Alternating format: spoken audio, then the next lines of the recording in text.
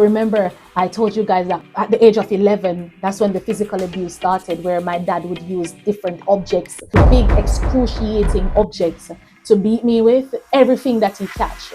Hose, broom, extension cords. And my dad wore some thick leather belts. So his leather belts were very, very real. So you know when one of those touch your skin, that's it.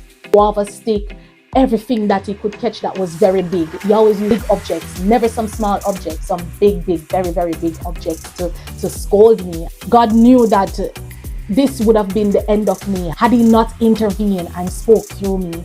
Thank you, my Lord and Savior. Nonetheless, we managed to leave the event now, and I left by a narrow escape. Still don't know what I said up till now. I don't remember, I can't recall what was my excuse that I gave. But all I know is to calm down everyone. Literally. And we left the event and my dad brought us back home. So we didn't even enjoy the fullness of the event because, again, all this ordeal happened. But I didn't care because I escaped. So let us go, right? Let us go home. So as I go home, even from that day, you know that eyes was on me from there on then, right? So I had no break. I literally had eyes on me. I think everyone was watching. Everywhere that I go, I had somebody watching me so that they could inform to my dad. So I had no break. So as I said, you guys will see, so I don't want to jump the guns too much. But yes, I had no breaks. I had so many eyes that was on me. Okay, so now back to the grown man that I went away with in his vehicle to his house, to the second grown man, right, that now had taken my innocence, not at the same night because it had to happen over a course of time because, again, I started, so it wasn't easy. So, you know, don't want to get into it too much because that's inappropriate. Nonetheless, I told you that now I'm at Knox and I am in grade 7, so I would now be at school. I saw the same man walking. So all right, so I was in the music class. So whoever went to Knox College High knows where the music room was. So you know that it was like down low, and the road is like high, but if you sit in the class or at the position where you sit, you can still see whoever is walking on the top level road, essentially. So anyways, I saw this person. I was thinking, why does this person look like the guy that I had met at the event? Now, mind you, now this would be New Year's because it was Christmas time, so you know we were on school holidays and everything. So now it was New Year's Day when school had reopened back for the second semester.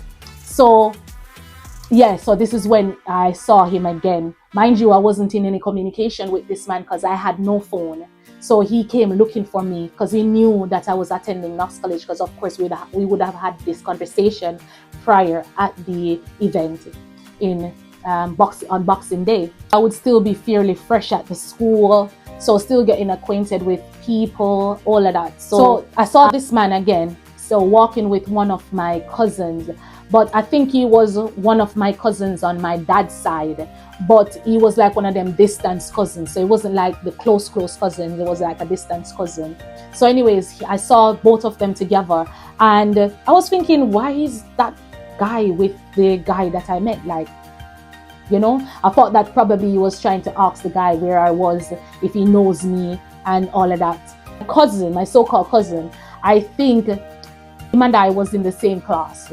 So I think, but I couldn't understand how they had met each other at that time when I saw them together, basically. But nonetheless, I remember being in the class. I really wanted to come out to see, but I couldn't. I didn't come out. I waited until I think about break time. I saw my cousin. He said, "Hey, Shay," or they would have called me Abinia at that time at school. You met this guy at this place, right? He gave me his number to give you. And I was like, oh, okay. And mind you, I'm thinking in my head, why? Because I do not have a phone and I escaped. I had a narrow escape and I do not want to go back there again. But for some reason, I was just thinking, I need this guy.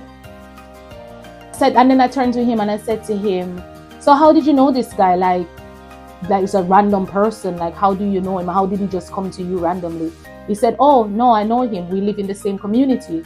Lo and behold, they lived in the same community. So it makes sense now, right? So anyways, I took the number and everything. And again, I didn't have any phone of my own. So I remember having to borrow everybody else's phone at school just to call this guy, and then I would delete his number from the phone or tell him, don't call back this number, it's not my phone, blah, blah, blah, blah, just so we could meet up.